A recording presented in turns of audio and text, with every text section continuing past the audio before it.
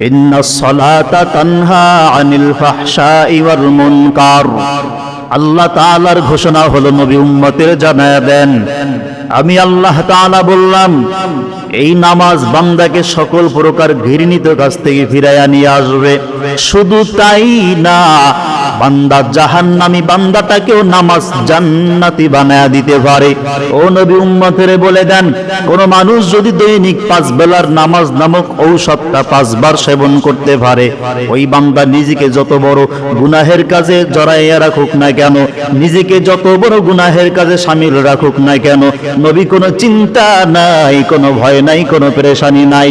উম্মতের জানিয়ে দেন, উম্মত যদি 5 বেলার নামাজ ঘরে বাইরে চালু করতে পারে, আমি আল্লাহ মাসুম বাচ্চা মায়ের পেট থেকে বের হইলে যেইভাবে নিষ্পাপ বেগুনাহ থাকে, আমি আল্লাহ তাআলা 5 বেলার নামাজের বিনিময় ওই গুনাহগার উম্মতের গুনাহ মাফ করিয়া মাসুম বাচ্চার মতো বেগুনাহ বানায়া দিব।